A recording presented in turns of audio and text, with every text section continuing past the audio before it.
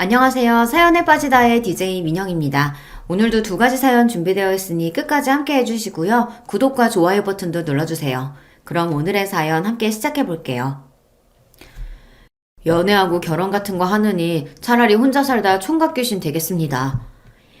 여자친구 없냐고 누가 물어보면 전 이렇게 대답하곤 합니다. 내 단호한 대답에 질문하던 사람은 머쓱해지고 더 이상 저에게 어떠한 것도 물어보지 않지요. 제가 어디 신체에 결함이 있냐고요? 한참 이성이 좋아 쫓아다닐 나이에 이상하시다고요. 맞습니다. 저라는 사람은 애초에 결혼이라는 제도에 회의감을 품고 그렇기 때문에 여자를 만날 마음은 더욱 없는 이른바 비혼주의자였습니다. 요즘 20, 30대 젊은 층의 비혼주의자가 많이 보이죠. 과한 결혼식 비용, 높은 주거 비용 등 경제적 이유로 결혼을 포기하는 사람도 있지만 저는 여자를 경멸하고 사랑을 믿지 않는 감정적 비혼주의자라고 할 수 있겠네요. 제가 왜 이런 사람이 됐는가 생각해보면 그건 아마 제가 자라온 가정환경 탓이겠죠.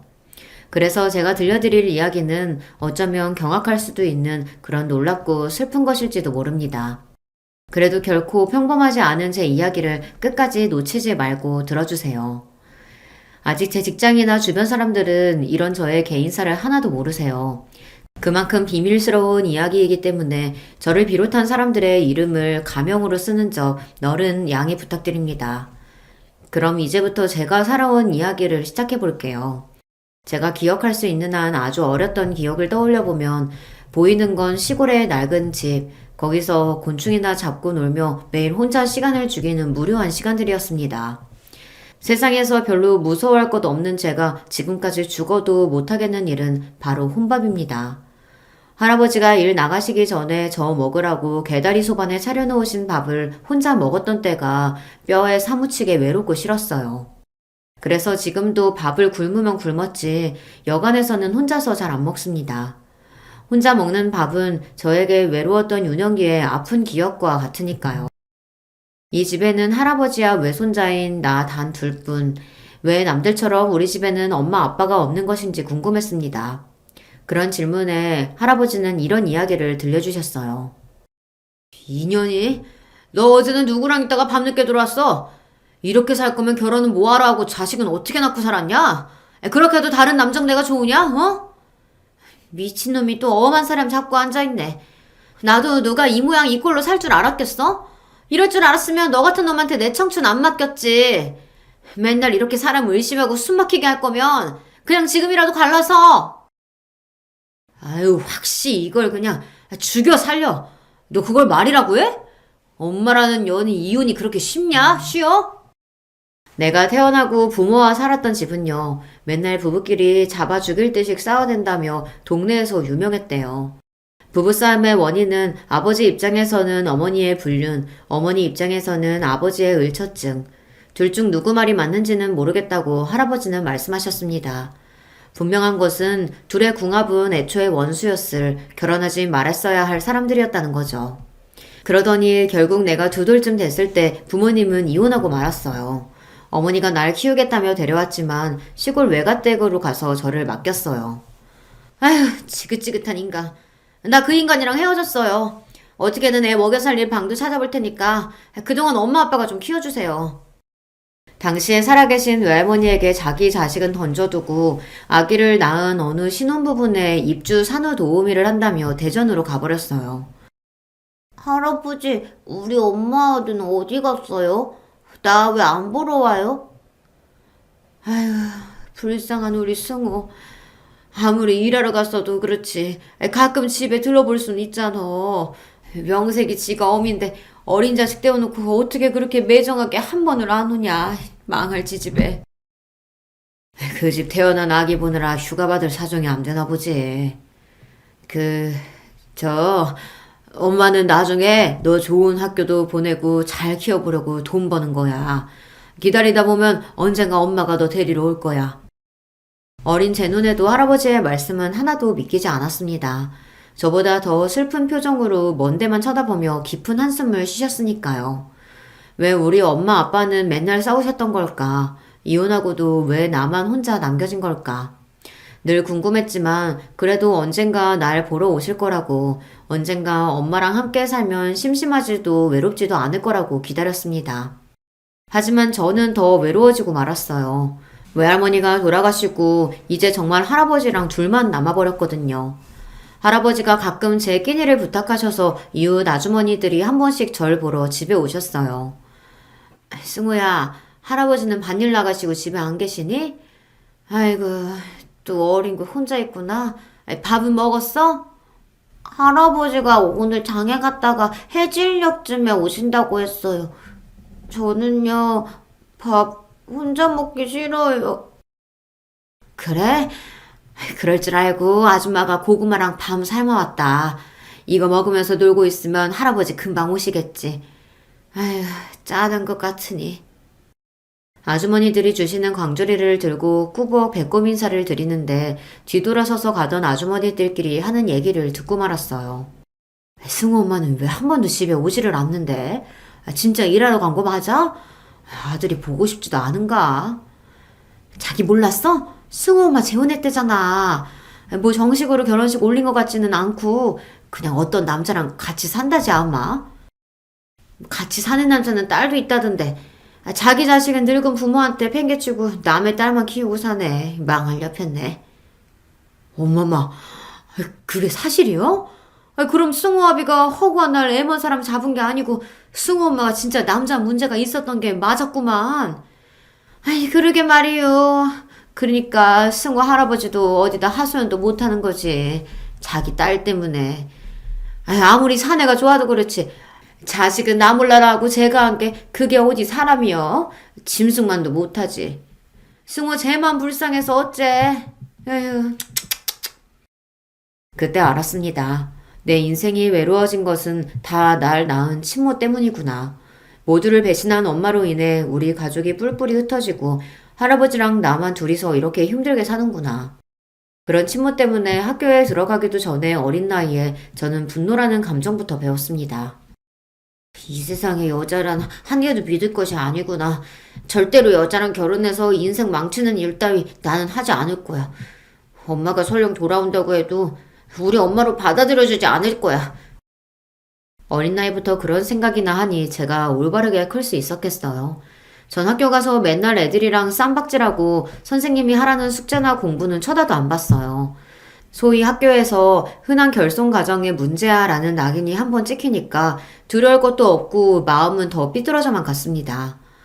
부모와 세상에 대한 원망으로 저는 미래가 없는 것처럼 하루하루를 살았어요. 동네에 힘이 센 형들이랑 몰려다니면서 나쁜 짓도 많이 했습니다. 나 때문에 고생하시는 할아버지에게는 미안했지만 가만히 사는 것이 괴로워서 그러고 다녀야 숨이라도 트이는 기분이었거든요. 인근 학교 애들과 패싸움으로 경찰서에 다녀온 날 할아버지는 처음으로 빗자루로 내 종아리를 치며 호통치셨습니다. 이놈아, 너 커서 뭐 되려고 이러고 사냐? 젊고 젊은 것이 너는 장래희망도 없어? 그냥 대충 살다가 죽으면 되지. 장래희망은 얼어 죽을. 부모도 버린 자식이 뭐 제대로 살기나 하겠어요? 할아버지의 말씀을 들으니 날 버리고 간 부모 생각이 더욱 나서 할아버지를 밀치고 가출해 버렸습니다. 할배도 그냥 나 버리라고. 그러면 되잖아. 이렇게 전 학생 시절 내내 할아버지 속만 썩였어요. 한없이 추락하다가 어떻게 죽어도 상관없을 것 같았던 내 암흑기에 은인이 나타나고 정신을 바짝 차릴 수 있게 되었습니다. 어떻게든 고등학교는 가라는 할아버지 성화에 실업계 고등학교를 진학해서 첫 담임으로 만난 김성규 선생님. 그분이 제 인생을 바꾸어 놓으셨죠. 말썽이나 부리는 제자에게서 뭘 보셨는지 그분은 방황하는 저를 잡아주고 내 가능성을 믿어주셨던 유일한 분이었습니다. 선생님 덕분에 무의미한 반항을 멈추고 나서는 학교 수업도 열심히 듣고 또 혼자 공부도 코피날 때까지 했습니다. 그런데 선생님은 저보고 공부하는 데 재능이 있다며 대학까지 권하시는 게 아니겠어요? 선생님, 우리 집 사정 아시잖아요. 제주제에 무슨 대학입니까? 졸업하면 공장에 가든지 해서 돈이나 벌 거예요. 너 어제 할아버지가 학교 오셨던 거 모르지? 우리 할아버지가요? 왜? 손자 맘 잡게 해줘서 고맙다는 인사드리러 오셨어. 드릴 게 없어 죄송하다며 담배 함부로 내미시는데 내가 거절하면 어르신 실망하실까봐 이렇게 받았다. 자, 봐봐. 참, 우리 할배도. 선생님은 담배도 안 피우는 걸. 그럼 아까우니까 그 담배 저라도 주세요. 이 자식이 농담은? 이렇게 우스갯소리치며 둘러댔지만 속으로는 할아버지가 얼마나 고민하며 선생님 드릴 것을 골랐을까 그런 할아버지의 심정을 알 것만 같았습니다. 그래 이 녀석아 네가 지금 이렇게 넋놓고 있을 때가 아니란 말이다. 일단 취업할지 대학을 갈지 고민해보고 정 취업하겠다면 우리 남은 기간 동안 빡세게 해서 대한민국 제일 좋은 회사로 가보자. 할 수 있겠지? 아 당연하죠. 선생님 저 김승호예요. 한다면 하는 놈입니다. 사람답게 살아보려고 하니 지난 시간 동안 제가 잘못 산 것을 바로잡는 게 우선이겠더군요. 같이 몰려다니던 패거리들에게 이 짓거리 그만두겠다고 하자 그들은 죽음 아니면 빠져나갈 수 없다며 집단으로 날 때렸습니다. 10명이 잡아놓고 한 사람을 돌아가며 쳤으니 나를 진짜 죽이려나 보다 했어요. 흠씬 두들겨 패더니 한 학년 위에 패거리 짱 태섭이 형이 피죽이 된 내 얼굴을 대고 다시 물었습니다. 이래도 너 여기서 나갈 생각이야? 도대체 왜? 빌어먹을 엄마 때문에 손주까지 떠맡은 우리 불쌍한 할배. 이제 할배 고생 안 시키려고요. 나 취직해서 돈 벌고 할배한테 효도하고 살 겁니다. 에휴 이 지독한 새끼. 그래 네 뜻대로 잘 살아라. 형은 치료비하라며 10만 원을 던져주고 패거리를 끌고 사라졌습니다. 오랜 방황을 끝내고 저는 미친 듯이 공부했어요. 어디서부터 손대야 할지 모르겠으나 김성규 선생님이 주시는 교사용 문제집 중학교 것부터 계속 들여다봤습니다. 뒤늦게 한다고 하기는 했는데 고1 성적이 워낙에 형편이 없으니 나중에 전교 1, 2등을 해도 내신 등급을 따라잡을 수 없겠더군요. 그래도 하루 4시간만 빼고는 공부하고 산업기사 자격증을 따는 등 선생님이 하라는 대로 다 했습니다. 선생님의 전폭적인 지지로 대기업 생산직 몇 군데에 원서를 냈는데 그중 한 곳에 합격하는 기쁨을 맞이하게 되었어요. 그렇게 좋은 회사에 취직했다는 소식에 우리 할아버지가 덩실덩실 춤까지 추시며 얼마나 좋아하시던지요. 회사에서 신입사원으로 입사해서는 선배들한테 독한 놈이라는 소리 징글맞게 듣고 일했어요. 다들 힘들어서 피하는 교대조 야간 근무는 제가 늘 자원해서 나섰죠. 야간에 하는 근무 수당이 훨씬 더 세거든요. 인생 바닥을 기던 놈이 어디 가서 좋은 회사 다닌다고 하면 사람들이 우러러보는 그 눈빛도 짜릿했습니다. 그 맛에 더 높은 직급을 가보겠다는 꿈도 품게 되었죠. 우리 파트 누구보다 야간과 주말에 많이 나오고 위에서 시키는 일은 잘하니까 늘 상사들이 칭찬하니까 언젠간 가능할 거라고 믿었습니다. 하지만 처음 꿈을 가진 저에게 난관이 생겼어요. 20대 초반 왕성한 체력일 때는 그래도 가능했는데 사람이 참 밤일에는 장사가 없던 것입니다. 한 달에 쉬는 날이 이틀뿐이었으니 몸도 더 이상 버틸 재간이 없죠. 그런데 몸보다 더 절 힘들게 하는 건 내 일에 비전이 없다는 사실이었습니다. 연차가 하나씩 늘어가며 현실의 벽에 직접 부딪히면서 느낀 좌절감은 누구보다 열심히 살았던 만큼 더 깊고 크게 다가왔습니다. 공돌이는 공돌이라 회사에서 제가 오를 수 있는 자리는 한계가 있다는 걸 여실히 느꼈죠. 대학 졸업장이 있고 없고에 따라 세상에서 내가 올라갈 수 있도록 열어주는 길은 정해져 있더군요. 스승의 날마다 은사이신 김성규 선생님을 찾아뵙곤 했어요. 삼겹살 굽고 소주를 마시며 제 고민을 들어주시던 선생님은 한 가지 해답을 주셨습니다. 그러지 말고 너 아예 이참에 대학에 가보는 게 어떻겠냐? 예? 대학이요? 제가 벌써 24살이에요. 학교 그만둔 지 몇 년인데 지금 와서 어떻게 대학에 갈 수 있겠습니까? 실업계 고교 출신자 특별 전형이라는 제도가 대학마다 있거든. 너 회사 다닌 경력 살려서 지원해봐. 선생님이 어디 지원해볼 만한 데 있는지 찾아서 도와줄 테니. 또 한 번 선생님의 도움으로 저는 대학이라는 꿈을 꿀 수 있게 되었습니다. 입시 면접 때 내가 하던 업무에 관련해서 자신감 있게 어필해서인지 선생님이 찍어준 대학 중 한 곳에 합격할 수 있었죠. 월급 많이 주는 좋은 직장 때려치고 늦은 나이 무슨 대학이냐며 주변 모든 사람들이 절 말렸어요. 하지만 전 뭐 하나 꽂히면 코뿔소처럼 직진하는 성격이라서 누구의 우려도 귀에 들어오지 않았어요. 할아버지 역시 내 결정에 근심이 누구보다 컸겠지만 그래도 절 믿어주셨습니다. 네가 원래 어릴 때부터 아주 똑똑했었지. 나가서 돈 벌어온다고 괜히 책임감 같은 거 느낄 필요 없다. 이 할아버지 아직 일할 수 있고 우리 장손이 대학 가겠다는 건 아주 잘한 결정이요.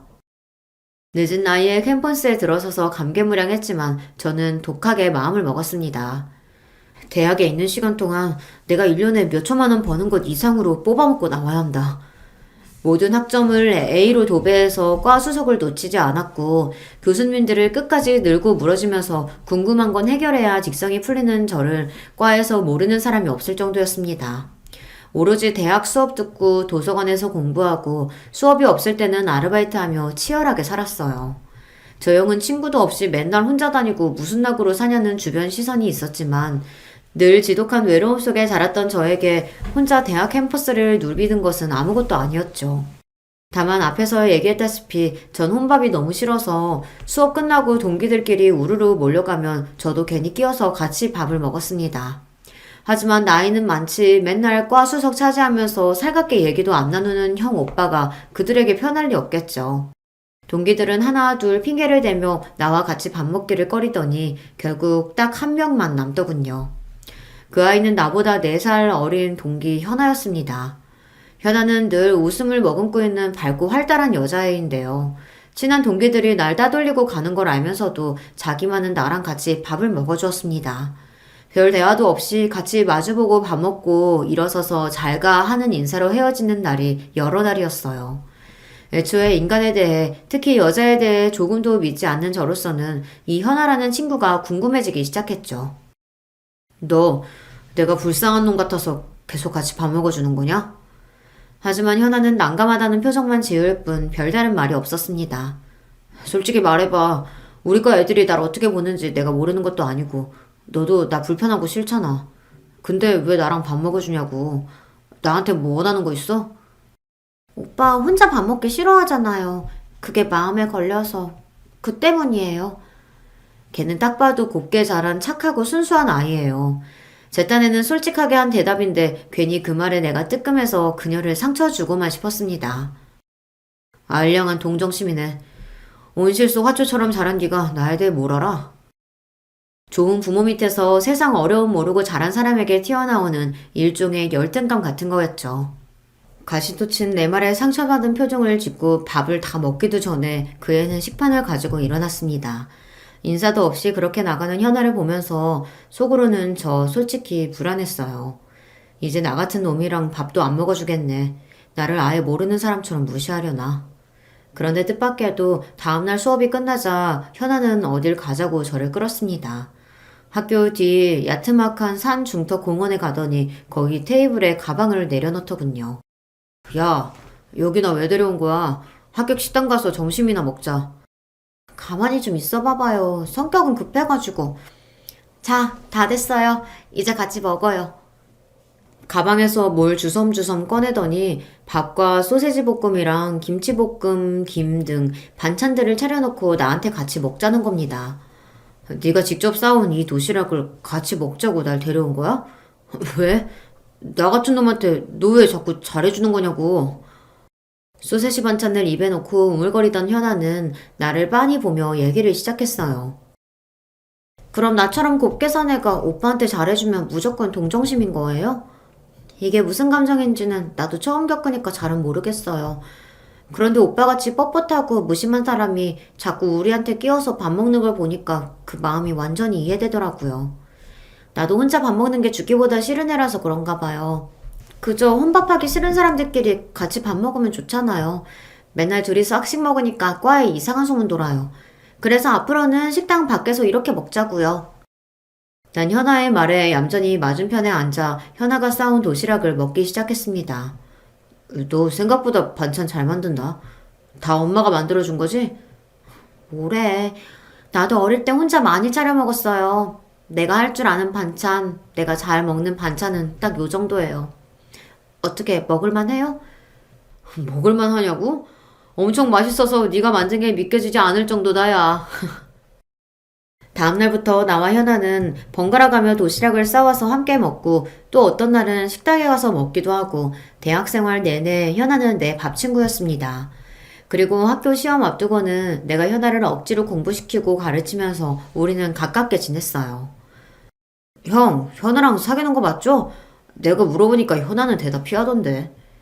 남녀간에 꼭 붙어 지내다 보니 과 사람들은 당연히 우리가 커플인 줄 알고 있었죠. 하지만 난 현아의 손도 잡아본 적이 없었습니다. 물론 마음속 상상으로는 입도 맞춰보고 싶었어요. 그런데 그럴 용기가 없었어요. 이런저런 이유로 미뤄두었던 군대에도 가야 하고 빨리 취직해서 할아버지 생계도 책임져야 하는 현실에 여자라니 그건 무책임하다고 생각했습니다. 현아는 은근히 내가 남자로서 무슨 행동을 취해주길 기다리는 눈치였지만 그걸 알면서도 전 모르는 척 했습니다. 회사 박차고 나와 원하던 대학 졸업장은 손에 거머쥐게 되었지만 자칫 백수가 될 수 있으니까 빨리 좋은 회사에 들어가야죠. 그래서 내 조건으로 갈 수 있는 직장, 전보다 더 좋은 직장을 무수히 알아보고 문을 두드렸습니다. 전에 다니던 회사에서 같이 일했던 선배는 이번 경력사원 모집에 지원하면 면접 등에서 이전에 일했던 경력까지 인정받을 수 있다고 꼭 지원해서 같이 일하자 하셨습니다. 그곳도 좋았지만 보다 안정적으로 일할 수 있는 곳을 원했어요. 숱한 도전 끝에 드디어 전 어느 종합병원의 시설관리직으로 일하게 되었습니다. 마치 준 공무원처럼 회사 실적에 따른 압박에 시달리지 않아도 되고 일이 고되지 않으면서 급여도 괜찮은 편이었습니다.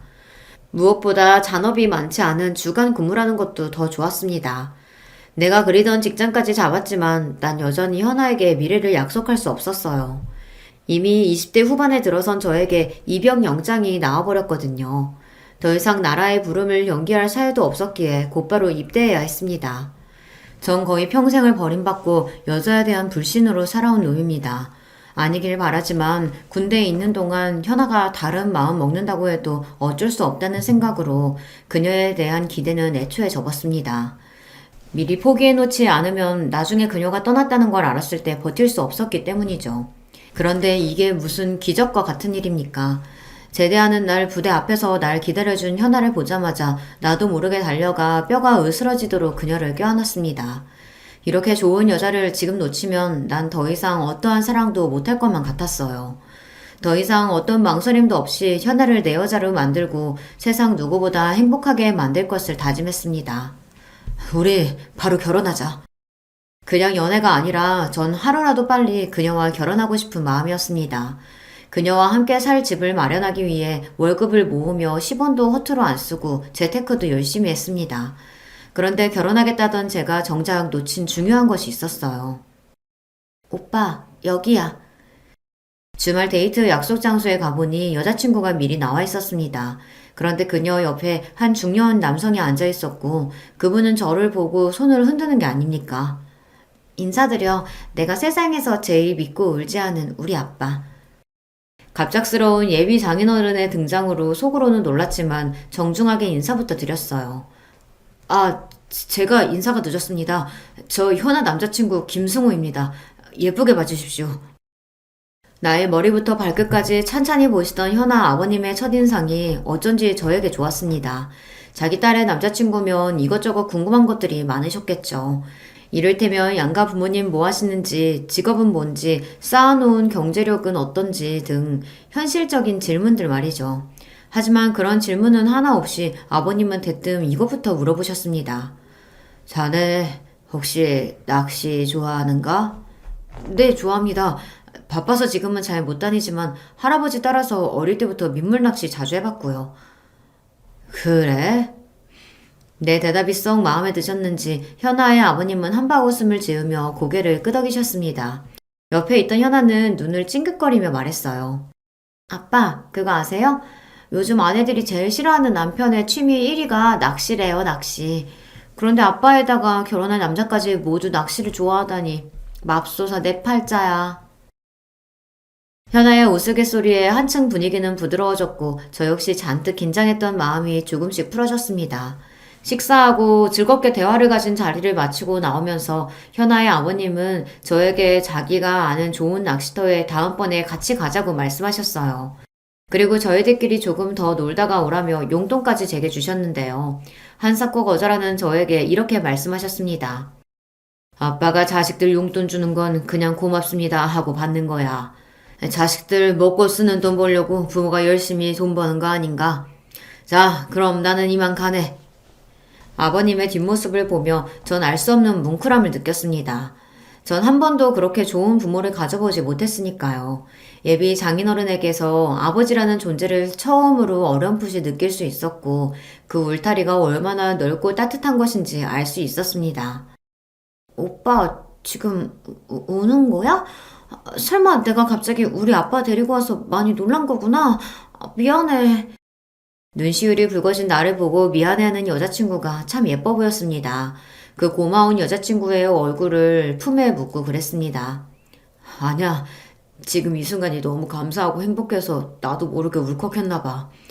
현아, 너는 나한테 천사야. 내가 가져볼 수 있는 모든 행복을 가져다 주는 천사. 그날 이후 우리의 데이트는 조금 달라졌습니다. 내가 너무 눈치가 없나 라고 말씀하셨지만 아버님은 종종 우리의 데이트에 끼어 함께 하셨어요. 만나볼수록 그분은 격이 없고 사람을 편안하게 해주는 그런 분이셨습니다. 사람에 대한 불신과 고독함으로 점철되었던 저는 점차 여자친구의 가족처럼 좋은 가정을 이루고 싶다는 꿈을 키우게 되었어요. 아주 오래전부터 현아와 결혼을 꿈꾸면서도 사실은 자신이 없었습니다. 양쪽 부모 없이 자랐고 몹쓸 놈처럼 살았던 내가 사랑을 제대로 베풀어 줄 수 있을까? 우리 부모처럼 내가 가정을 망쳐버리는 건 아닐까? 도끼 하나로 대학 졸업장이며 직장이며 내 딴에는 열심히 읽어놓은 것들이 세상 사람들 기준에는 부족하다는 것을 저 자신이 잘 압니다. 더구나 딸을 시집 보내야 할 남자로서는 더욱 기대에 못 미치는 사람이겠죠. 그렇게 가진 것 없는 저를 좋게 봐주시고 친자식처럼 대해주시는 아버님의 진심이 의아하기도 했지만 점차 감사함으로 받아들이기 시작했습니다. 물론 현아의 어머님은 저를 별로 마음에 들어하지 않으셨어요. 저에게는 어머님의 그런 모습이 원망스러운 것이 아니라 도리어 당연하다고 생각했습니다. 제 가정 환경 때문에 곱지 않게 보는 시선은 어려서부터 익숙했으니까요. 그리고 장모님도 언젠가 날 인정해 주실 거라는 이상한 믿음마저 들었던 건 아마 현아와 아버님 덕분이 아닐까 합니다.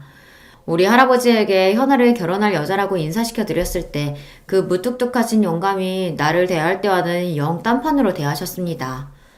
아주 잘 왔어요.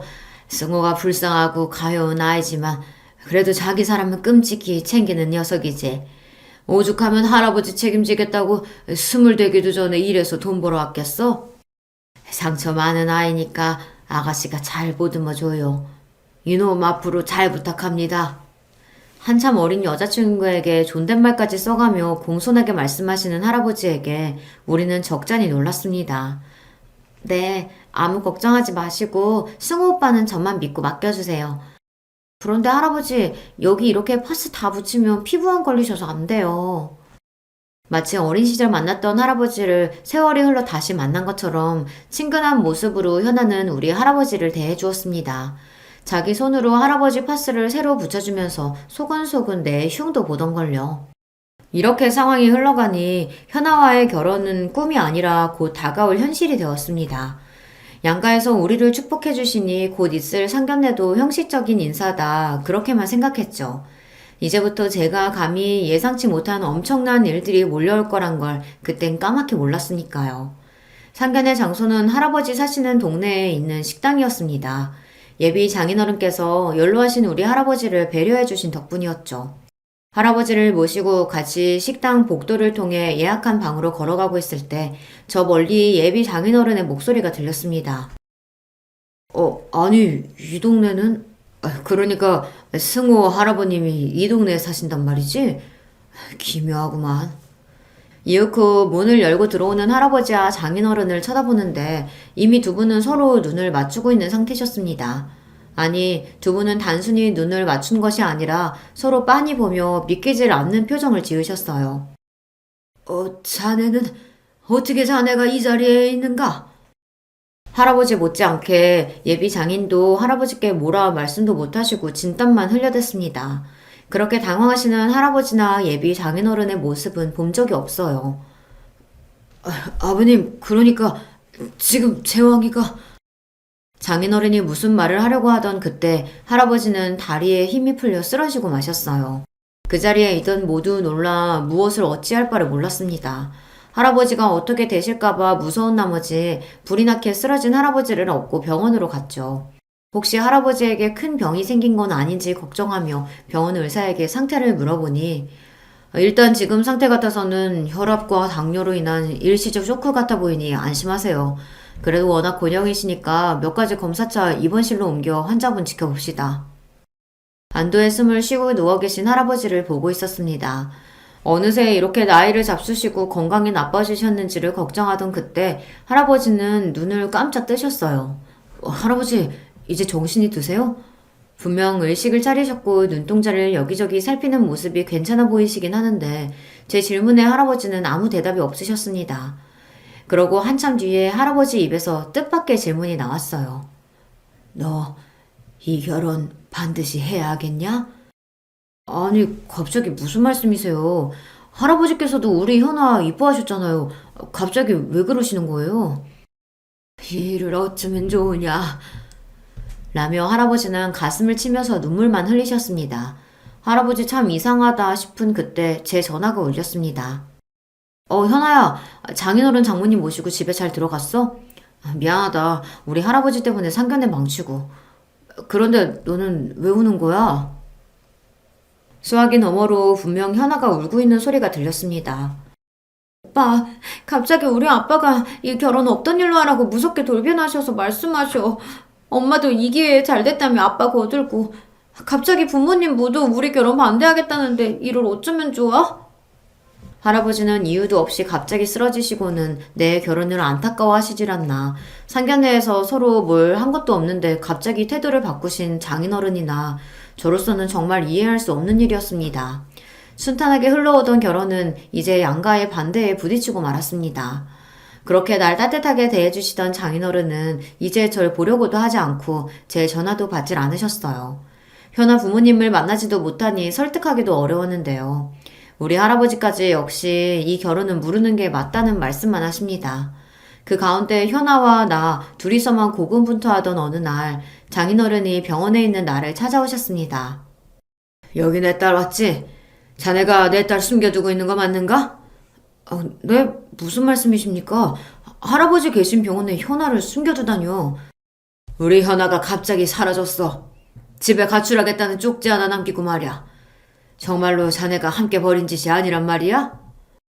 현아가 가출이라니 나한테 아무 말도 없이 그럴 애가 아닌데 이렇게 현아를 걱정하며 어떻게 찾아야 할지 궁리하고 있는데 할아버지의 음성이 들렸습니다. 우리 승호는 가출 같은 걸 부추길 애가 아니란 말일세. 자네, 나랑 둘이 얘기 좀 하지. 함께 있고 싶다는 저를 억지로 병실 밖으로 내보내고 두 분의 이야기가 시작되었어요. 당시에 저는 듣지 못했던 그 대화를 나중에 전해 듣고 여기에 적어보겠습니다. 장인어른, 정말 오랜만에 뵙습니다. 긴 세월 못난 자식들 때문에 얼마나 고생이 많으셨을지. 아이들 일이 이렇게 돼서 정말 어떻게 뵐 면목이 없습니다. 그야 내가 딸년 잘못 키운 값 말년에 몰아서 치르는 게지. 사람 일이 어디 마음대로 돼간디. 근데 자네는 재혼해서 딸도 낳고 잘 살고 있었구만. 우리 승호도 어려움 많았지만 다행히 이렇게 잘 커주었다네. 그런데 사실 장인어른께 묻고 싶은 것이 있습니다. 내 아들 재왕이가 정말 저 승호가 맞다는 말씀입니까? 어쩌다 이름이 바뀐 거죠? 그렇다네. 이혼하자마자 승호 엄마가 우겨서 애 이름을 바꿨어. 자네가 지은 이름으로 살면 애 팔자마저 꼬일지도 모른다면서. 그건 그렇고 우리 불쌍한 애들은 모르게 둘이 찢어놓는 게 좋지 않겠나. 자기 부모가 꼬아버린 인연의 실타래를 애들이 알게 된다면 그 마음이 오죽하겠어. 예, 맞습니다. 모두 다 제가 부족해서 이런 사태까지 나고 말았네요.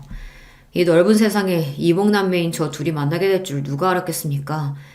딸은 제가 잘 타일러 볼 테니 승호, 그 불쌍한 놈은 장인어른께서. 장인어른이라뇨? 왜 우리 할아버지를 장인어른이라고 부르십니까? 할아버지에게 온 간호사를 뒤따라서 저도 병실 안으로 들어온 순간 현아 아버님이 우리 할아버지를 장인어른이라고 부르는 것을 똑똑히 듣고 말았습니다. 제가 들어온 걸 알게 된 두 분은 어찌나 놀랐는지 얼굴이 사색이 되셨습니다. 하지만 이미 엎질러진 물, 장인어른은 저에게 그리고 현아에게 감추었던 진실을 모두 털어놓게 되었죠. 그러니까 장인어른이 옛날에 나를 낳고 헤어진 친부란 말씀입니까? 어떻게 이런 일이 있을 수 있어요? 어떡해요? 장인어른, 아니, 내 친구였던 남자는 이렇다 저렇다 어떤 말도 못하고 그저 눈만 감고 있을 뿐입니다. 이 기막힌 사연에 저는 이제 분노까지 치밀었습니다. 원통해요. 당신이 너무 원망스러워. 내 부모는 정말 자격 없는 자들이었어. 난 그런 부모에게서 나왔다는 이유만으로 버림받고 일생이 외로웠다고. 이제 나도 좀 행복해져 보겠다고 어렵게 만난 여자가 하필 내 이복동생? 미친 새끼. 나 같은 게 뭘 어떻게 남들처럼 살아보겠다고 기대를 하고. 차마 믿을 수 없는 진실에 내 정신이 나가버릴 것 같아 즉시 병원 밖으로 달려나갔어요. 이대로 콱 죽어버릴까도 싶고 누구를 어떻게 패버릴까도 싶은 심정이었습니다. 밀쳐 날뛰는 짐승처럼 거리를 쏘다니며 내 안의 분노를 잠재우고 있었어요. 그때 전화가 왔습니다. 이 불행의 희생양이 될 현아의 전화였어요. 현아야, 너 지금 어디니? 너 집에서 가출했다며? 왜 그랬어, 왜? 우리 아빠가 거기까지 갔구나. 미안해. 오빠한테도 미리 말 못할 만큼 상황이 급박했거든. 충동적으로 저지른 가출이지만 그래도 난 여전히 우리 아빠를 이해할 수가 없어. 설득 안 되는 이유로 오빠를 그만 만나라고 하는데 내가 어떻게 하겠어. 그냥 확 나와버렸지. 그래도 여자 혼자 어딜 가겠다는 거야. 안 돼. 위험해. 현아야. 그러니까 어서 집에 돌아가. 어쩌면 우리 이제 끝내야 하니까 말이야. 겨우겨우 참고 있던 눈물은 댐처럼 흘러나와 결국 현아도 무언가 잘못되었다는 걸 눈치채고 말았습니다. 그게 무슨 소리야. 우리가 왜 끝내. 오빠, 우리 아빠한테 무슨 얘기 듣고 그러는지 모르겠지만 오빠 지금 울어? 바보야. 우리 만나서 얘기해. 아니, 아니라고. 내가 말했잖아, 이 기집애야. 우리 만날 수 없는 인연이라고. 끝내야 한단 말이야. 그녀와의 전화를 일방적으로 끊고 전화기를 내동댕이 쳤습니다. 저는 더욱 미칠 것만 같았습니다. 목소리만 들어도 이렇게 좋은데 그 아이를 너무 사랑하는 걸 아는데 어떻게 헤어집니까? 내 부모는 유년 시절로도 모자라 내 평생의 사랑까지 엉망으로 만들었습니다. 망할 내 팔자. 전 바로 회사에 장기 휴가를 내고 낚시 가방만 들고서 그냥 떠났습니다. 고장난 핸드폰으로 내가 아는 모든 사람과 연락이 두절된 채 그대로 인연을 끊겠다는 마음으로 숨어들었다고 봐야죠. 이 낚시터 저 낚시터 떠돌고 다니다가 가끔 공중전화로 할아버지한테 전화로 안부 정도만 확인하고 살았어요. 정처 없이 떠돌이 생활하던 어느 날 불현듯 경기도 안성의 한 낚시터가 생각나서 그곳에 왔습니다. 고요한 저수지 수면에 낚싯대를 들이우고 앉아 있었어요. 인적도 드문 넓은 저수지에서 나를 아는 이가 있을 리 없는데 저 멀리 어떤 남성이 내 이름을 부르는 듯한 소리가 나는 겁니다. 다른 일행과 착각하는 건가 싶어 그 사람을 보내려고 했어요. 여기 낚시하는 사람 있어요. 저쪽이나 찾아가 보세요. 저벅저벅 쓱 저벅저벅 쓱 갈대밭을 헤치고 이윽고 내 앞에 선 사람은 바로 내 장인어른, 아니 내 친부였습니다. 역시 자네는 여기에 있군. 내가 어떻게 알고 자네 찾으러 이 낚시터 온 줄 아나? 여기까지 무슨 일이세요? 모르겠습니다. 27년이나 됐으려나. 네 엄마한테 이혼당하고 아들까지 뺏기고 나서 여기로 왔었어. 옛날 네 엄마랑 낚시 데이트하러 온 곳이기도 한데 죽을 장소를 생각하니까 왠지 여기부터 생각나더군. 그리고 저번에 밤낚시 좋은 데 없냐고 네가 묻길래 널 여기에 한번 데려왔었지. 피는 못 속인다더라. 딸이 결혼하겠다고 누굴 데려온다기에 난 그 도둑놈한테 엎어놓고 도망가게 해야지 싶었어. 그런데 널 보자마자 괜히 애틋하고 정이 가고 그랬다. 조건도 안 좋은 녀석인데 왜 마음부터 그렇게 끌리던지. 너도 참 인생이 어째 그렇게 꼬였냐. 잘 살아보지 않고선. 지금도 현아가 많이 보고 싶어? 어찌 마음 정리는 다 됐냐? 당신 진짜 무책임한 인간이네요. 자식이었던 나한테 미안하지도 않습니까? 이제 둘째 부인하고 낳은 딸만 걱정되는 모양이군요. 네, 걱정 마십시오. 나도 이복 동생이랑 어떻게 해보려고 하는 파렴치 한은 아니니까 말이에요. 내가 하려는 얘기는 그 얘기가 아니야. 둘이 헤어지라고 자네를 찾아온 게 아니란 말일세. 현아 쓰러져서 응급실에 가 있던 거 자네 모르지? 전 깜짝 놀랐습니다. 건강하던 그 아이가 갑자기 왜, 설마, 우리가 걱정했던 대로 그 아이는 이 출생의 비밀을 어떻게 알아내고 말았네. 그런데 이럴 때 자네가 연락 두절인 상태고 아마 그 아이 죽을 만큼 힘들었을 거야. 그래서 수면제를 30알이나 먹고 그만. 친부는 어깨를 들썩이며 눈물을 참았습니다. 저 역시 불쌍한 현아 생각에 울음을 터뜨리고 말았어요. 우리 둘은 각자의 눈물을 쏟아내고 진정되기까지 시간이 필요했어요. 그 사이 물고기가 입질을 하는지 낚싯대에 찌가 울렸지만 그것과 신을 말 겨를은 없었죠. 현아는 지금 괜찮아진 겁니까? 다행히도 제 엄마가 바로 발견해서 병원 처치를 받아서 괜찮다네. 그리고 내가 너를 찾아온 건 네가 모르는 또 다른 이야기를 하기 위해서야. 사실 현아는 네 이복 동생이 아니다. 지금 현아 엄마가 전에 같이 살던 남자 사이에서 낳은 딸이지. 그러니까 나와 또 너와 피 한 방울 안 섞인 생판 남이라고. 네? 이건 또 무슨 말씀이세요? 그럼 처음부터 나와 현아가 이복 동생이 아니었는데 우리 사이를 반대하신 겁니까? 왜요? 이날까지 내 딸은 내가 자기 친부인 줄 알고 있었으니까 나도 그 비밀을 죽을 때까지 묻으려고 했고. 그런데 어쩌겠나. 자식이 이렇게 죽을 만큼 힘들다는데 그냥 내버려 둘 수는 없지 않은가. 현아에게는 이미 이 사실을 털어놓았네. 그런데 자기가 친딸이 아니라는 충격보다 너와 만날 수 있어서 차라리 다행이라고 하더라. 너희들 서로가 없으면 안 되는 사이잖아. 그러니까 이 못난 아비 때문에 더 이상 생이별 걷지 말고. 정확히 무엇이 사실이고 무엇이 거짓인지 혼란스러워 잠시 멍하니 있었습니다. 장인어른은 내 팔을 세게 잡고 흔들며 그랬어요. 이 얼빵한 자식아, 여기서 뭐하고 있는 거야? 어서 너 기다리고 있는 네 여자한테 달려가란 말이다. 그때부터 머리와 몸이 따로 노는 이상한 상태로 현아가 있는 병원까지 차를 몰았습니다. 병원에 들어서서 침상에 누워있는 현아를 보자 울컥하고 미안한 마음이 들어 가까이 가지는 못하고 주저앉아 눈물을 흘렸습니다. 저기 아저씨 찾는 분이 누구세요? 승우 오빠. 열흘이 넘도록 씻지도 못하고 다닌 탓에 아마 처음 그녀의 눈에 전 노숙자처럼 보였을 거예요. 하지만 그녀는 곧 절 알아보고 우리는 뜨거운 눈물에 재회를 했습니다. 수많은 우여곡절이 있었지만 그럼에도 우리는 헤어질 수 없는 굳은 사이라는 것을 서로를 통해 확인했습니다. 할아버지, 무슨 일이 있더라도 저 현아랑 결혼할 거예요. 그러니까 더 이상 반대하지 마시고 도와주세요. 그래, 나도 네 사돈한테 얘기 들었다. 하늘이 널 아주 버린 게 아니구나 했어. 참말로 다행이다. 그리고 그동안 널 속여서 미안하구나. 아니에요. 할아버지 입장에서 그럴 수 있다고 이해합니다. 지금은요. 그 얘기가 아니야. 네 엄마 말이다. 너 학교 다니던 어렸을 때 네 엄마가 죽었다고 했는데 그게 거짓이었어. 십수년 전 제가 엇나가던 시절 걱정이 컸던 할아버지는 저를 엄마 밑에서 키우게 해야겠다고 마음먹으셨답니다. 엄마가 울산 어디에 살고 있다는 소리를 듣고 수소문해서 찾아가서 결국 찾고 말았죠. 그런데 주변에 누가 볼까 두리번거리던 엄마는 할아버지를 어디 근처로 데려가서 따지듯 물었습니다.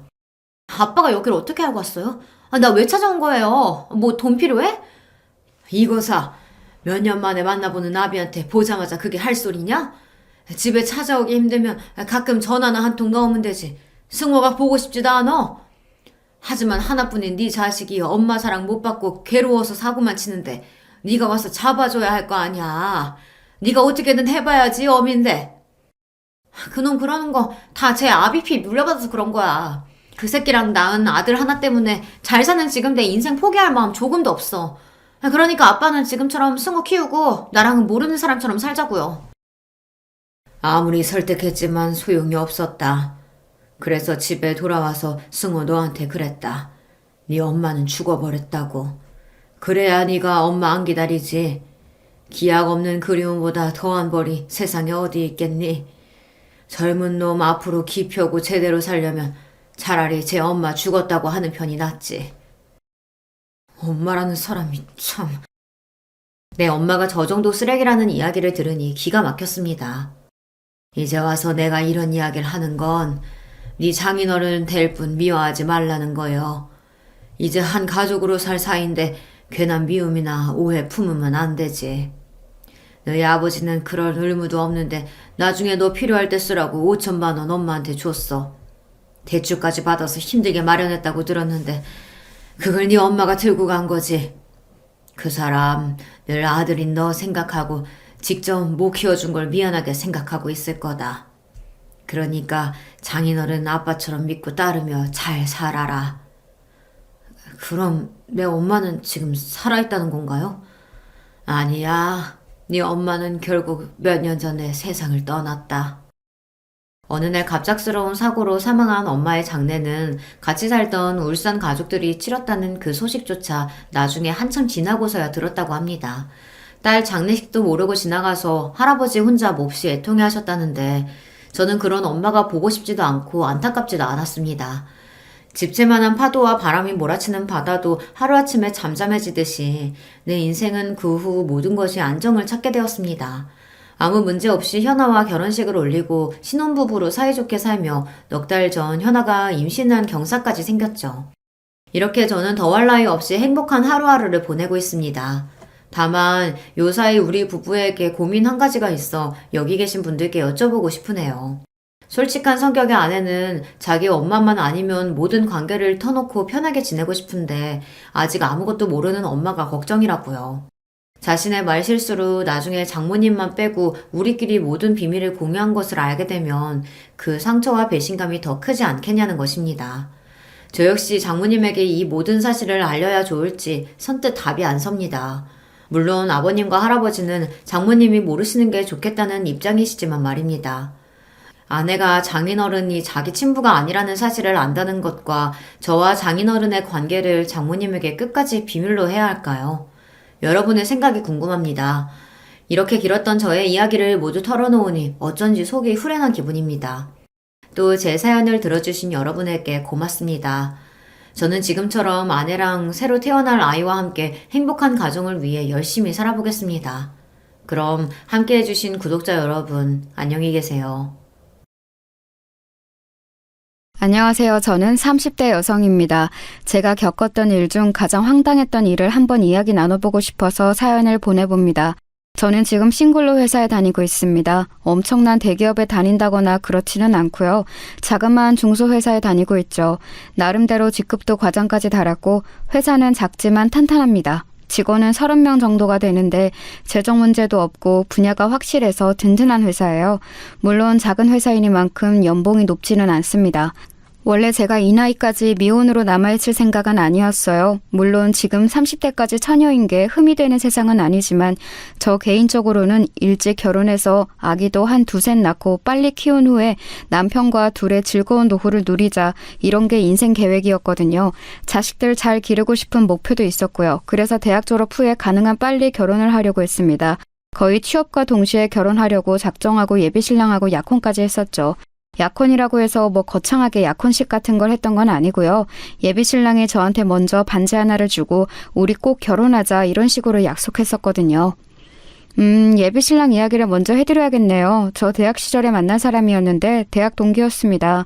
저한테 약혼하자고 할 때는 군대에서 갓 전역한 시기였지요. 아무래도 여자하고 남자는 군대 때문에 졸업식이 차이가 있으니까요.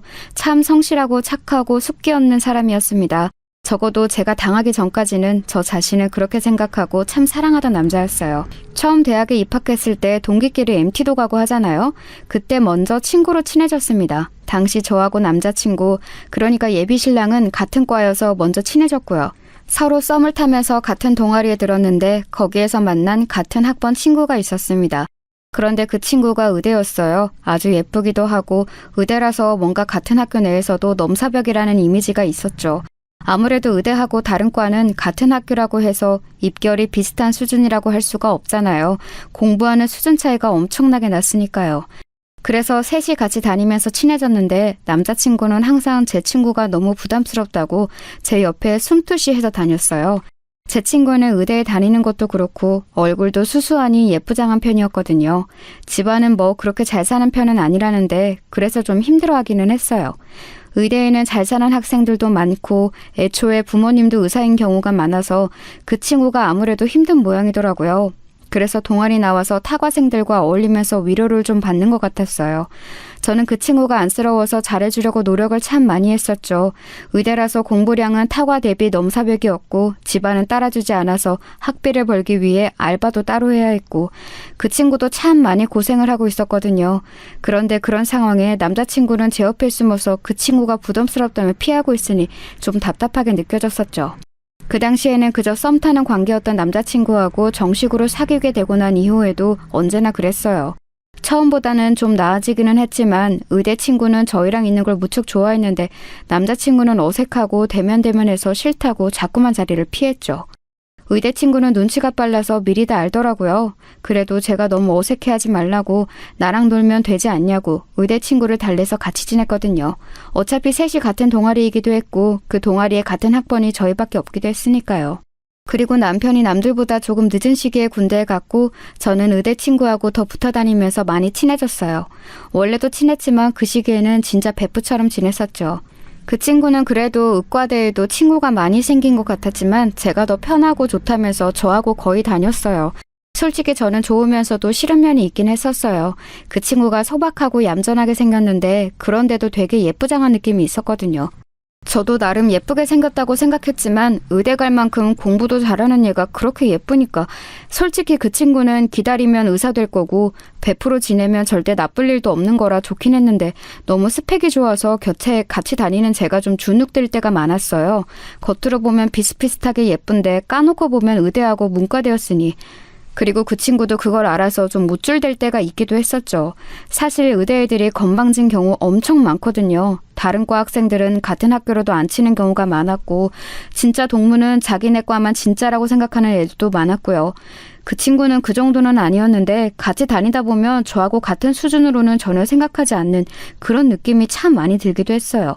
그럴 때면 상당히 속상하기도 하고 애랑 같이 계속 친구를 해야 하나 싶기도 했지만 뭐 친구 사이라는 게 속상한 일 하나도 없이 유지되는 건 아니잖아요. 그래서 그냥 제 쪽이 조금 손해본다 생각하고 지내기로 했었죠. 그리고 남친이 전역하고 돌아왔어요.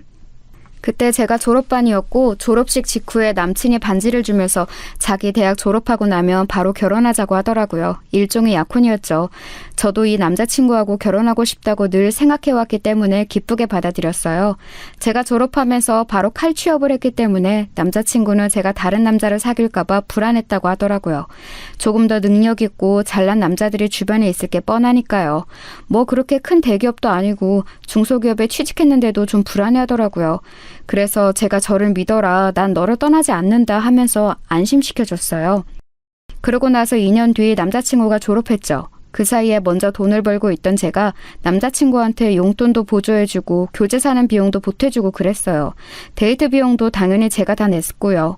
이건 당연하다고 생각했고 지금도 불만은 없어요. 일단 제가 돈 버는 직장인이었고 남자친구는 학생이었으니까요. 남자친구도 처음에는 좀 부끄러워하다가 제가 그러지 말라고 나중에 네가 돈 잘 벌 건데 그때 날 책임져주면 되지 않냐고 했더니 알겠다면서 당당해지더군요. 남자친구는 그래도 학점 관리와 스펙 관리를 열심히 해서인지 바로 취업이 되었어요. 게다가 대기업에 취업해서 연봉도 상당히 높더라고요. 초봉이 2년 차인 저보다 훨씬 높아서 너무 부럽기도 했고 동시에 결혼하면 우리가 어차피 같은 경제 공동체일 거니까 좋기도 했어요. 요즘 뭐 부부들이 반반 생활비 한다지만 그래도 어쨌든 돈 같이 모아서 집도 사고 하잖아요. 남편이 돈 잘 버는 게 절대 나쁠 리가 없었죠. 저는 남자친구가 이미 반지도 줬겠다. 당연히 취업하자마자 결혼하게 될 줄 알았어요.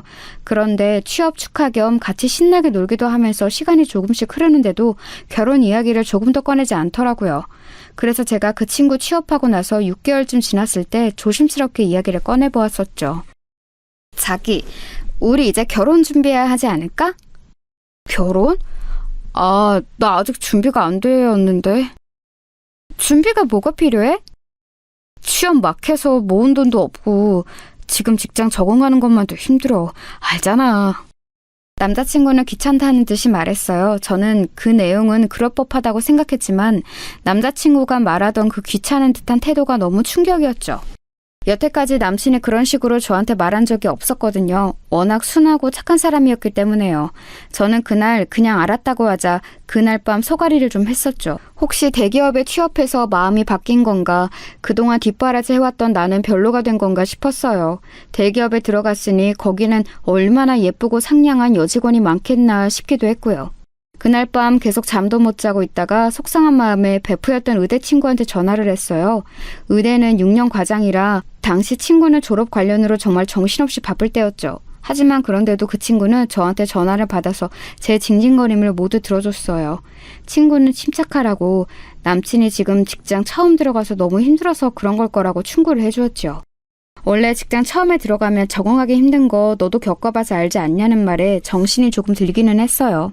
국가고시니 졸업이니 해서 힘들고 피곤할 텐데 이런 제 징징거리며 고민 상담을 해주는 베프한테 고맙기도 했고요. 저는 베프의 말을 듣고 남친을 믿었습니다. 실제로 남자친구는 아주 피곤하게 끝없는 야근에 시달리고 있었어요. 남친이 들어간 대기업은 초봉이 높고 이름값도 높은 곳이었지만 그 연봉을 괜히 주는 게 아니더라고요. 게다가 워낙 스펙 좋고 잘난 사람들만 들어와서인지 그 사이에서 성과를 내야 하는 게 너무 힘들다면서 남친이 힘들어했어요. 저는 옆에서 그럴 때마다 다독거려 주었고 남친은 저밖에 없다면서 하소연을 하고는 했었죠. 결혼 이야기는 당분간 하지 말아야겠다 싶기도 했어요. 저렇게까지 힘들어하는 사람 앞에서 결혼 이야기는 좀 너무한 것 아니겠어요? 물론 저야 하루라도 빨리 결혼하고 싶은 마음이 있었지만 양쪽 모두가 하고 싶어야 할 수 있는 게 결혼이었으니까요. 제가 다정하게 다독여주고 나면 남친은 고맙다고 저한테 고급스러운 명품 지갑 같은 걸 선물로 사다 주기도 했고 꽃다발이나 작은 액세서리 같은 걸 사주기도 했어요. 고마운 마음을 매번 표현해주는 남친 덕분에 저도 크게 불안하지는 않았었지요. 다 좋았는데 남친의 사고방식 같은 게 좀 변해가는 게 느껴지더라고요. 대기업에 있으니까 뭐든지 성과 위주라고 해야 할까요?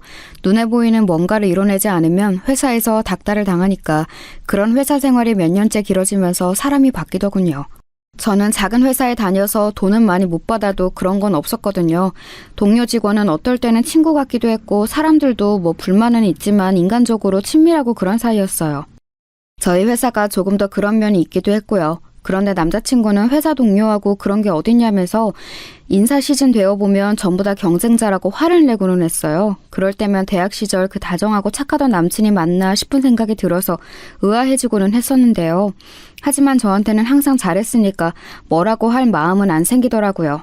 사람이 환경에 따라 변할 때도 있는 거지 싶기도 했고요. 뭐 사람이 언제나 똑같은 상태로 평생 살 수는 없는 것 아니겠어요? 그러면서 거의 3년 정도가 지났을 거예요. 4년 가까이 지났던가? 아무튼 이제 회사에서도 남친이 신고딱지를 떼고 어엿한 선임이 되어 있을 무렵이었죠. 이제는 정말로 결혼해야 하는 게 아닐까 하는 시기였어요. 제가 30 직전인 나이라서 더 늦어지면 아이를 낳을 때 고생할 것 같기도 했고 무엇보다 결혼을 30 넘어서 하고 싶지는 않았거든요. 웨딩드레스 입은 신부가 20대인 것과 30대인 건 분명히 다르다고 생각해서요. 그래서 제 생일날 저는 케이크와 꽃다발, 선물을 준비해서 남자친구와 같이 앉아있다가 미리 준비해두었던 반지를 꺼냈어요. 남자친구가 청혼하지 않는다면 내가 하지 뭐 라는 단순한 발상이었죠. 어차피 약혼할 때는 남친이 반지를 줬으니까요. 제가 반지를 꺼내서 내미니까 남자친구가 무척 놀라더라고요. 뭐 놀랐을 것 같기는 해요. 아무리 그래도 여자 쪽이 먼저 반지 맞춰서 청혼하는 경우는 많이 없으니까요. 웨딩밴드를 미리 맞춰서 제작했다. 우리 커플링도 대학 때 맞춘 거밖에 없지 않느냐 설명하고서 저와 결혼해달라고 익살스럽게 고백했죠. 남자친구는 좀 망설이는 얼굴이었지만 알겠다고 하고서 반지를 받아 끼웠어요. 이제 나는 예비 신부, 남친은 예비 신랑이 되었다는 사실에 저는 너무 좋아서 기뻐 죽을 것 같았죠. 아주 어릴 때부터 하고 싶었던 결혼을 드디어 사랑하는 사람과 이루게 되었다는 것이 좋았거든요. 하지만 묘하게 결혼을 약속하고서 준비를 하기 위해 제가 동분서주하기 시작한 그때부터 예비 신랑이 심드렁해지더군요. 원래는 저한테 작은 선물도 많이 해주고 자주 불러내서 같이 밥 먹고 데이트하는 일이 무척 많았었거든요. 그런데 그때를 기점으로 제가 귀찮다는 듯이 굴기 시작했어요. 결혼 준비하러 이런 걸 보러 가야 한다, 이걸 골라야 한다, 이거 예약하려고 알아봐야 한다 이야기를 해도 예비 신랑은 듣는 둥 마는 둥 제가 뭐라고 하거나 말거나 가만히 있더라고요. 도리어 제가 내린 결정에 태클을 걸거나 비웃어서 사람 열받게 하고 결국은 싸움으로 데이트가 끝나는 일이 너무 잦아졌어요. 그러던 끝에 불과 한 달도 지나지 않아서 제가 폭발했었죠. 대체 뭐가 문제냐고, 나랑 결혼을 하긴 할 거냐고 소리를 질렀어요. 저는 너무 당연하게도 제가 이렇게 말하면 예비 신랑이 미안하다고 할 줄 알았죠. 어차피 결혼할 사람인데 당연히 사이가 좋게 유지되는 걸 바라지 않겠어요? 하지만 예비 신랑의 반응은 제 예상과 완전히 달랐었죠. 말 안 하려고 했는데 진짜 해야겠다. 너 진짜 나하고 결혼하고 싶어? 당연한 거 아니야? 무슨 말이 하고 싶은 거야? 너도 나하고 결혼한다 했잖아. 야, 솔직히 너랑 나랑 스펙이 맞는다고 생각하냐? 난 대기업에서도 지금 인정받고 있고, 넌... 나? 내가 뭐? 나한테 문제가 있다는 거야? 솔직히 조그만 회사에서 뭐 비전도 없고 언제 잘릴지도 모르고 내가 너하고 결혼해야 할 이유가 뭐가 있어? 솔직히 말하면 그러잖아. 예비 신랑은 당연하다는 듯이 그렇게 말했고 저는 너무 충격을 받았어요. 그 작은 회사에서 월급 받아 졸업 전까지 이것저것 스펙 쌓으라고 돈 보태줬던 게 저인데 이제 대기업 취직해서 자리 잡고 나니까 저런 소리를 하더군요. 더 충격은 그 다음이었어요. 나 여자도 능력 봐. 그리고 네 친구 미선이 걔하고 사귀고 있어 지금. 뭐라고? 의대 미선이? 내 베프? 그래, 이제 레디전트잖아. 능력 있는 네 친구가 너보다 100배 낫지. 예비 신랑은 그렇게 말하면서 웃더군요. 저는 귀를 의심했어요. 비록 그 친구가 너무 바쁜 인턴과 레지 과정을 거치면서 자주 연락을 할 수 없어 요즘 조금 뜸해졌다고는 해도 대학 시절부터 지금까지 베프인 건 확실했거든요. 대학 시절의 남친은 도리어 그 친구가 부담스럽다면서 자리를 피했었는데 지금 와서 사귄다고 하니까 믿을 도리가 없었어요. 제가 믿지 못하겠다면서 소리를 지르고 그 자리에서 친구한테 전화를 했는데 전화를 받은 친구는 말없이 있다가 그래, 나 네 예비 신랑이랑 사귀고 있어 라고 말하고서는 끊어버리더라고요. 정말 세상이 무너지는 것 같았어요. 제가 울고 있는데도 예비 신랑은 저를 돌아보지도 않고 나가버리더군요. 순식간에 베프와 예비 신랑을 모두 잃게 된 처지에 정신이 나갈 것 같았어요. 아예 상상도 하지 못했던 순간이었거든요. 베프하고 다시 연락이 되지 않는 기간이 길어지고 있었지만 그건 걔가 너무 바빠서였고 예비 신랑하고 결혼 준비가 어느 정도 되고 나면 연락을 할 생각이었어요. 하지만 그 사이에 예비 신랑은 그 친구하고 바람이 나 있었던 거였죠. 대체 언제부터였는지는 잘 모르겠어요. 지금까지도요. 의대 친구는 이미 학부 시절부터 너무 바빴고 남자친구가 가끔 있기는 했지만 시간이 없어서 연애를 못한다고 할 정도였거든요. 게다가 그 남친들도 전부 의대생이거나 아주 잘 사는 집 아들들이라서 뭔가 스펙을 중시한다는 느낌이었고요. 제 예비 신랑은 물론 대기업에 다니기는 했지만 사실 의사하고 붙이면 균형이 맞지는 않는 수준이잖아요. 베프가 항상 그랬거든요. 의사들은 평범한 직장인 사람하고 결혼할 거면 그 집안이 엄청 잘 사는지 본다고요. 최소한 나중에 개인 병원 개원은 해줄 정도가 되어야 결혼하는 게 수지가 맞는다고 했어요. 하지만 제가 알기로 예비 신랑의 집안은 절대 그 정도 아니었고요. 그냥 저냥 보통 먹고 사는 평균적인 한국 가정이었어요. 도리어 좀 가부장적이고 답답한 가풍이라는 것 정도는 알고 있었지만 예비 신랑을 사랑했기 때문에 제가 참고 결혼하려던 예비 시댁이었거든요. 제가 의사 친구한테 전화를 걸어서 뭔가 물어보려고 하거나 화를 내려고 했지만 잠깐 받아서 비우고 끊어버리는 게 너무 속이 상했어요. 차단도 안 하고 계속 받기는 받는데 도리어 그게 저를 우습게 보는 것 같아서 너무 싫었어요. 나중에는 네가 이런 식으로 구질거리니까 네 예비 신랑이 나랑 바람난 거야 이런 식으로 말을 하더라고요. 예비 신랑도 제가 전화를 하니까 문자로만 귀찮게 하지 말고 이제 포기해. 난 네 친구하고 결혼할 거야 라고 왔어요. 그러고서는 차단해버리더군요. 너무 억울하고 화가 나서 저는 대학 단톡방 동기들한테 하소연을 했어요. 사정을 털어놓자 동기들은 당연히 경악하면서 제대로 말도 잇지 못했었죠. 그 친구들도 당연히 연줄이 있어서 그 의대 친구와 전 예비 신랑 쪽하고 겹치는 지인들이 있었어요. 솔직히 제가 이런 식으로 당한다면 최소한 대학 내 인맥 사이에서 언플이라도 잘 해놔야겠다는 생각이 들어서 한번 당해봐라는 심정으로 전부 다 풀어버렸죠. 아마 이성이 있었으면 그렇게 내밀한 이야기는 단톡방에다 안 했을 것 같은데 그때는 이거고 저거고 없이 머리가 돌아버려서 그냥 맛 좀 봐라 하고서는 다 이야기를 해버렸어요. 친구들은 다 같이 붕괴해졌고 혹시라도 그 둘 결혼이라도 하게 되면 자기들이 단체로 하얀 원피스를 입고 가주겠다고도 해주었어요. 그래도 동기들이 같이 화를 내주어서 그것만으로도 마음의 위로가 많이 되더라고요. 제가 억울하다는 사실을 아는 사람이 있다는 사실 하나만도 좋았어요. 그런데 단톡방에 있던 친구 한 명이 뭔가 이상하다면서 말을 꺼냈어요. 야, 그런데 그러고 보니까 미선이 걔 레지치고 꽤 논다던데? 그게 무슨 말이야? 원래 의사 그 연차 때는 정신없잖아. 근데 남자를 그렇게 만나고 다닌다고 하더라고. 한 번에 뭐 셋도 만나고 그랬대. 완전 문어다리였다고. 뭐? 걔 원래 엄청 얌전하지 않았어? 아우 야, 그건 네가 그냥 걔랑 친해서 좋게 봐준 거고 학부 때부터 유명했어. 걔 하도 남자 찔러보고 다녀서 의대에서 왕따 된 거잖아. 그래서 의대 안에서 못 놀고 타과 애들 사이에서 동아리 활동했는데 너가 친하게 지내준 거고. 저는 정말 여태까지 전혀 모르던 일이었어요. 친구들은 다 알았지만 그래도 걔하고 베프인 저를 생각해서 앞에서 기분 상할 만한 말은 꺼내지 않고 싶었다고 하더라고요. 의대에서 왕따 당하고 그 대용으로 저를 이용해 먹었다는 거였으니 친구들이 말하길 꺼려한 것도 이해는 가죠. 그리고 걔 대학 졸업하고 나서가 더했대. 인턴 때야 진짜 잠도 못 자니까 잠깐 뜸했다지만 최소한 항상 한둘 이상은 남자 만나고 다녔다더라. 그중 하나가 너 예비신랑 아니었을까? 그 새끼 이제 예비신랑이라고도 하지 마. 그냥 전남친. 아, 진짜 싫다. 그래, 결혼 약속했던 사실 자체도 잊어버려. 와, 진짜 둘 다 너무 나쁘다. 그 의대 친구하고 공통 지인이 있는 친구들이 합세해서 이야기를 더 자세히 들어보니 정말 가관으로 놀고 다니는 모양이더라고요. 자기는 스펙업을 하려고 어학원에 다닌다, 뭐 취미생활로 라틴 댄스를 배운다, 소모임에 나간다 어쩌고 하면서 나가는 모임마다 남자를 꼬시고 다녔다고 해요.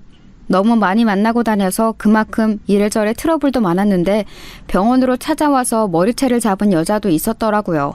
저처럼 결혼 약속 단계에서 엎어진 커플도 있었지만 아예 결혼식을 올린 남자하고 바람이 나서 파혼된 곳도 있었고요. 결혼식 전에 깨쳐서 차라리 다행이라고 해야 하니 나는? 차라리 다행일 수 있어. 네 남친은 걔한테 얼마나 쉬운 먹잇감이었겠니? 근데 그동안 안 건드린 건 그만큼 마음에 드는 구석이 없어서였을 텐데 혹시 뭐 반지 줬다 이런 말 했어 걔한테? 이상하게 주인 있는 남자를 더 꼬시는 것 같더라. 아, 맞네. 이야기했어. 베프였으니 이런저런 이야기를 정말 많이 하는 편이었죠. 남친 군대 전역 직후에 저한테 반지 주면서 결혼 약속했던 것도 당연히 이야기했었고 남친이 취업하고 나서 결혼 생각한다는 사실도 이야기했고요.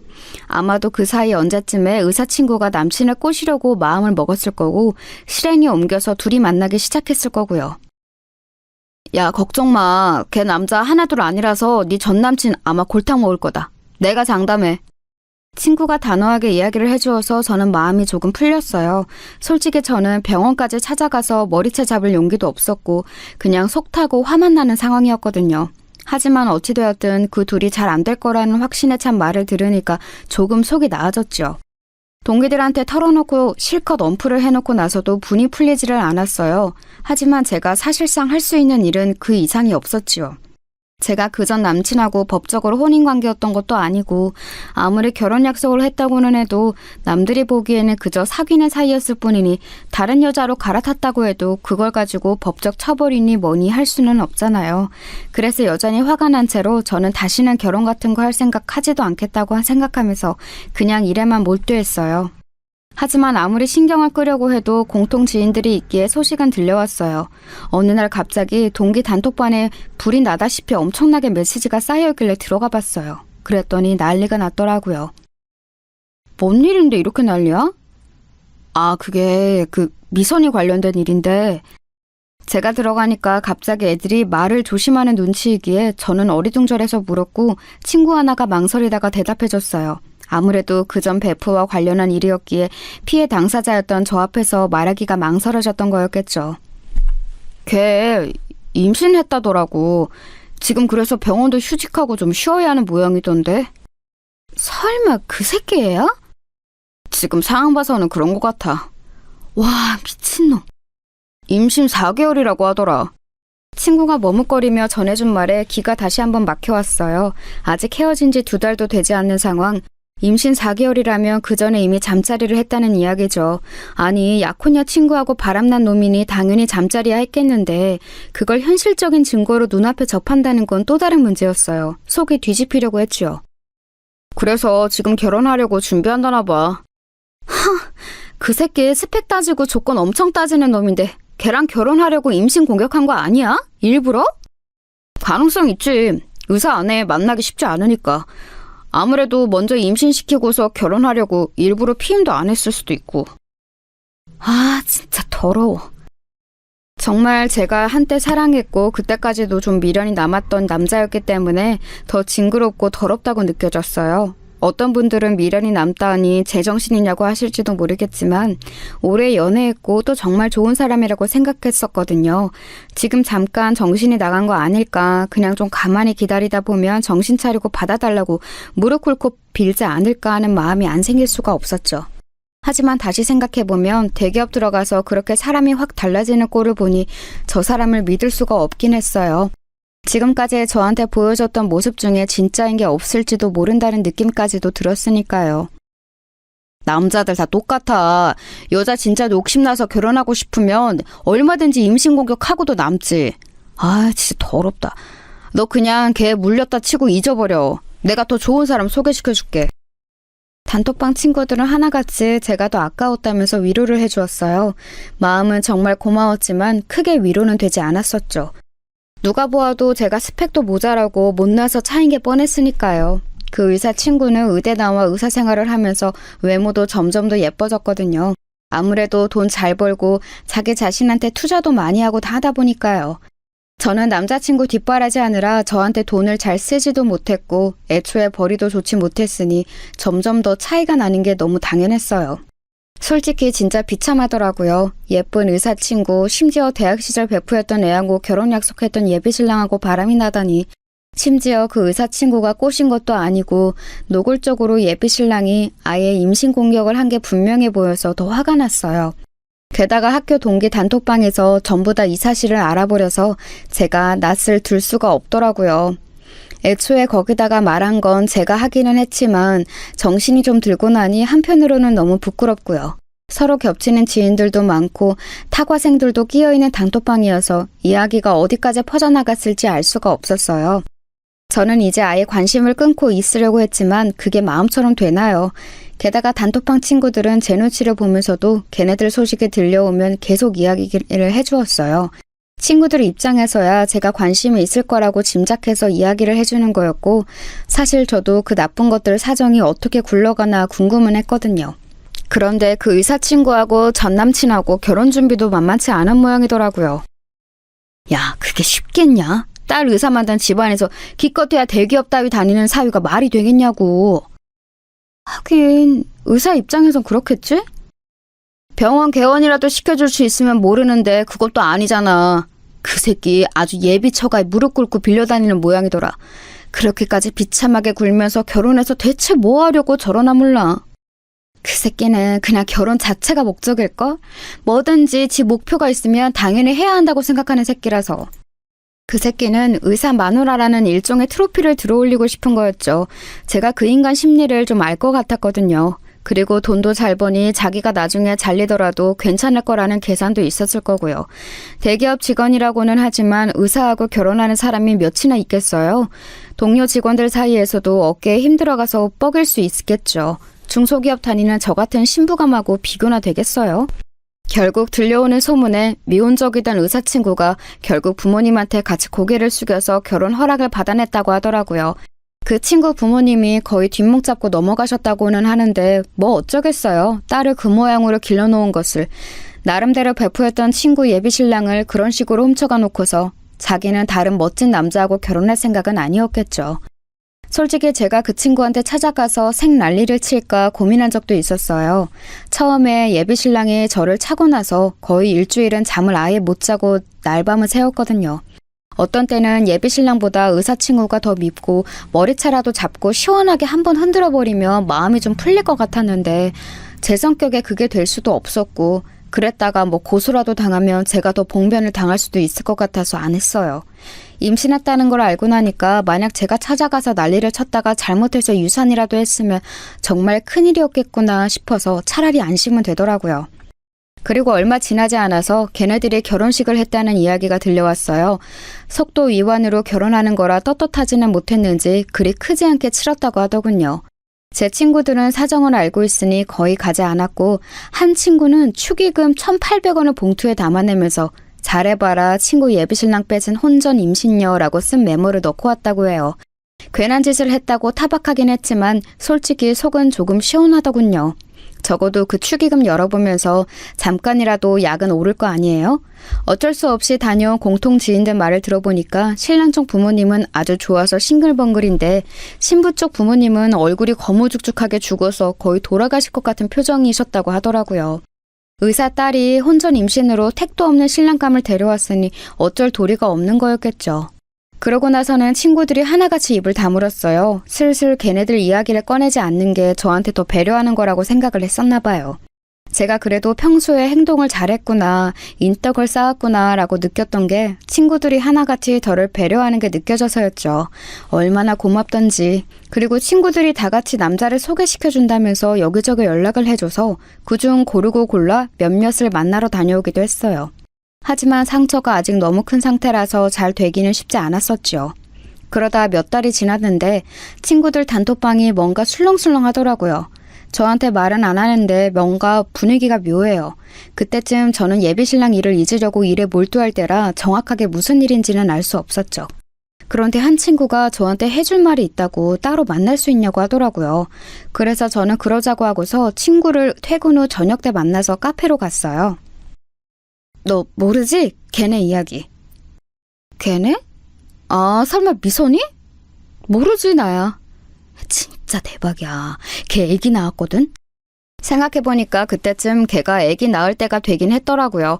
근데 뭐 걔가 애기를 낳건 말건 제가 무슨 상관인가요? 어차피 저랑은 그 전남친도 전배프도 완전히 끝난 인연인걸요.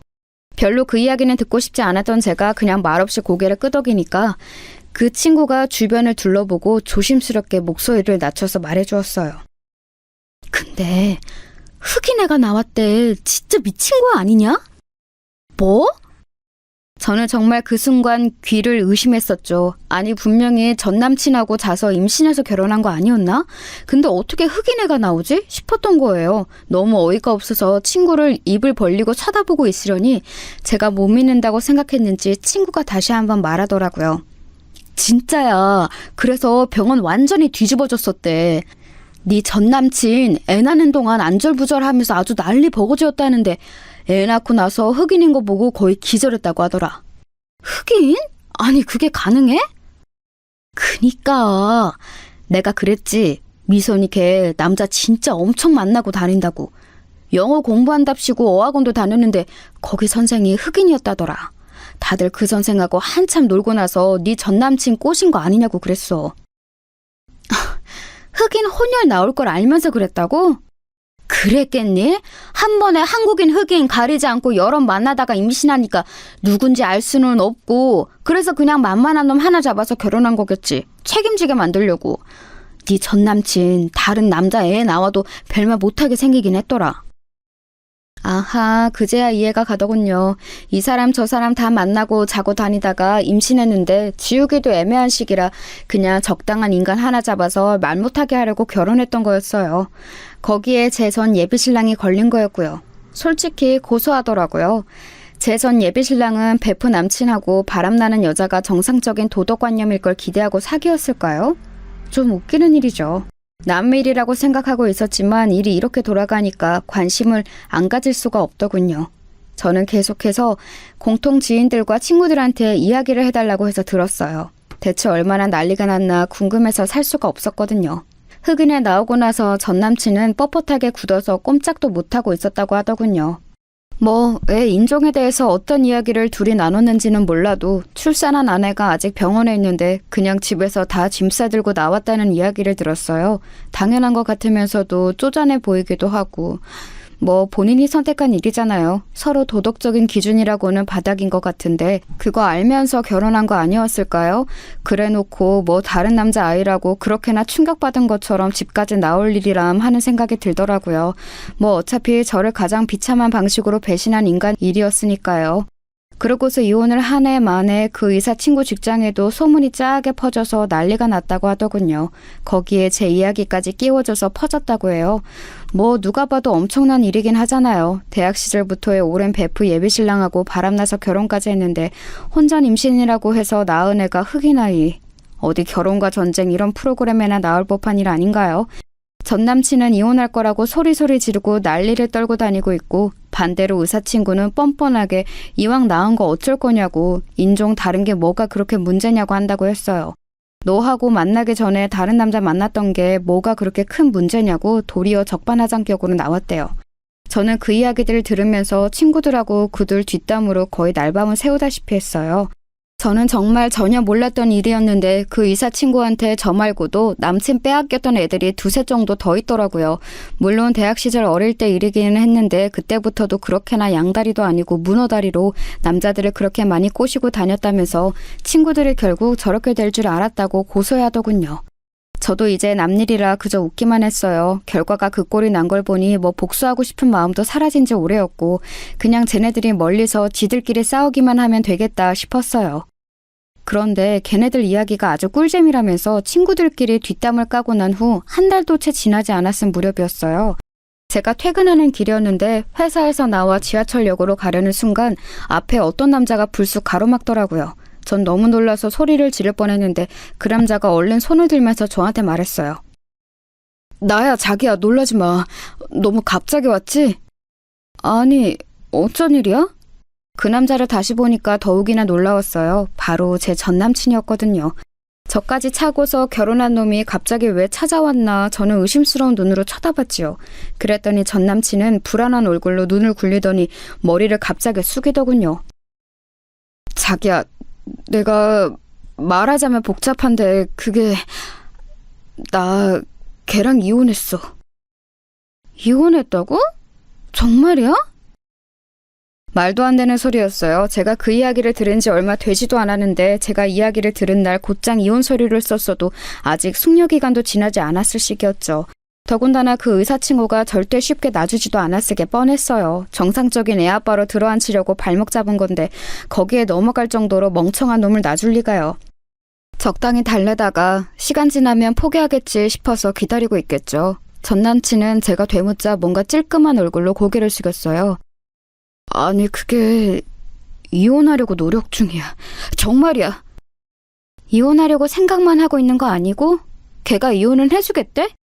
소송이라도 할 거야. 걔가 유책이니까 이혼은 확실히 할 수 있어. 그러니까 왜 지금 와서 이혼하려고 해? 네가 원하던 능력 있는 아내잖아. 의사 아내를 네 주제에 어디 가서 또 구하게? 이왕 이렇게 된 거 저는 차단되어서 그동안 못 퍼부었던 말을 제대로 한번 퍼부어보자 싶었습니다. 사실 의사 친구도 물어뜯고 쉽게 믿기는 했지만 가장 큰 문제는 전 남친 아니었겠어요? 지가 정신만 똑바로 박혀 있었다면 절대로 저를 버리고 이런 식으로 떠날 리가 없었죠. 제정신이 아닌 놈이니까 애초에 저를 무시하는 마음이 컸으니까 낼름 의사 아내 만든다고 도망가 버린 거였다고밖에 볼 수 없었어요. 제가 날카롭게 반문하자 전 남친은 당황해서 얼굴이 시뻘개지더군요. 목소리 좀 줄여. 자기 직장 사람들 듣겠다. 그게 뭐 어때서? 난 잘못한 거 없어. 잘못은 네가 했지. 저는 어차피 직장 사람들이 다 제 파혼에 관한 사실을 알고 있었어요. 직장이 워낙 작은 곳이고 동료들하고도 친구처럼 지내는 곳이라서 미주알 고주알 다 이야기를 해놨었지요. 그래서 지금 와서 전 남친에 대한 소문이 퍼진다고 해도 정말 아무런 상관이 없었어요. 가능하다면 전 남친 직장 그 대기업까지 쫓아가서 이 새끼가 무슨 짓을 했는지 소리소리 지르면서 다 알리고 싶었지만 제 신경이 더 피곤할 게 뻔해서 그만두었을 뿐이었죠. 알겠어. 진정해. 나 할 이야기 있어서 왔어. 뭔데? 다시 나랑 만나주면 안 될까? 내가 정말로 잘못했어. 뭐? 전 남친은 아주 불쌍한 얼굴을 하고서 저를 쳐다보고 있었어요. 이혼도 안 한 주제에 지금 저한테 다시 만나달라고 하면서 저렇게 뻔뻔한 표정을 하고 있다니 믿을 수가 없었죠. 너 지금 이혼도 안 했다며. 지금 나한테 불륜녀 되라는 소리야? 아니, 그보다 너 나한테 정말 미안하기는 해? 미안하면 네가 나한테 얼굴 빳빳하게 들고서 이런 소리를 하면 안 되지. 자기야, 나 좋아했잖아. 자기가 처운할 만큼 나 좋아하지 않았어? 다시 만나면 되잖아. 전 남친은 제 반응을 예상하지 못했다는 듯이 당황한 얼굴이었습니다.